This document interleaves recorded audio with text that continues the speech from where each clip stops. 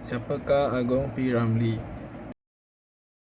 Agong P. Ramlee merupakan seorang penyanyi, pelakon, pengarah, pemuzik dan penulis lagu berbangsa Melayu yang berasal dari Pulau Pinang, Malaysia. Beliau juga digelar sebagai seniman agung negara kerana jasanya yang amat besar dalam industri hiburan, terutamanya di rantau Asia Tenggara, Brunei, Sumatera, Indonesia, Hong Kong dan Jepun. Beliau juga pernah mendapat pengiktirafan antarabangsa seperti Best Male Lead Role dan Most Versatile Talent. Beliau berjaya menghasilkan sebanyak 401 buah lagu dan 66 buah filem sepanjang hayatnya. Seterusnya kita beralih ke kerjaya filem P. Ramlee. Beliau mula meminati bidang muzik apabila melihat rakan-rakannya bermain muzik di kampungnya. Beliau mula mengumpul hasil upahan orang dalam usaha untuk membeli sebuah biola. Seterusnya, beliau menyertai orkes teruna sekampung sebagai pemain biola, penyanyi dan pencipta lagu. Beliau mula mencuba nasib dengan menyertai sebuah pertandingan nyanyian anjuran Radio Malaya bahagian utara pada tahun 1947. Beliau berjaya mendapat tempat pertama sebagai bintang penyanyi utama Malaya. Sejak dari itu, namanya dan orkes teruna sekampung mula dikenali ramai, terutamanya di bahagian utara. Kumpulan rayuan asmara yang terdiri daripada pelakon-pelakon pentas bangsawan telah mengadakan pertunjukan di Pulau Pinang. Akhirnya beliau memberanikan diri dengan memanjat pagar untuk melihat persembahan daripada kumpulan rayuan asmara. Kasma Buti menjadi penyanyi dalam kumpulan tersebut dan belum dikenali sebagai pelakon filem. Ahmad Sibi telah berjumpa dengan ketua orkes teruna sekampung dan mencadangkan mereka bergabung dengan kumpulan rayuan asmara.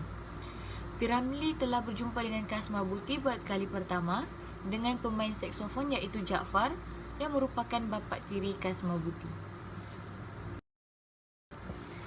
Seterusnya, pada tahun 1948, filem pertama lakonan P. Ramlee ialah Cinta. Beliau memegang peranan sebagai penjahat dan nyanyian latar. Di antara tahun 1948 hingga 1955, kejayaannya terus berkembang dan telah berjaya berlakon dalam 27 buah filem. Pada tahun 1972, filem terakhir lakonan beliau ialah Laksmana Doremi. Manakala lagu dan lirik terakhirnya ialah Air Mata dinyanyikan oleh Puan Seri Saloma selepas kematiannya. Pada 29 Mei 1973, beliau telah menghembuskan nafas terakhir di rumahnya akibat serangan jantung. Ikon Satu Malaysia. Kehadalannya mengarah filem, mengubah dan mendendangkan sendiri lagu-lagu menjadikan beliau seniman yang diterus dikenang. Walaupun kini sudah 48 tahun beliau meninggalkan kita.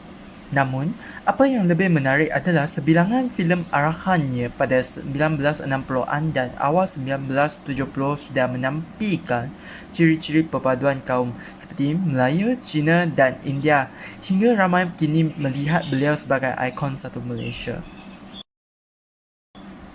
Dalam waktu yang terbatas, dapat dikesan antara filem alayahan yang menyelitkan semangat satu Malaysia ialah filem Seniman Bujang Lapuk terbitan tahun 1961 dan filem Gerimis.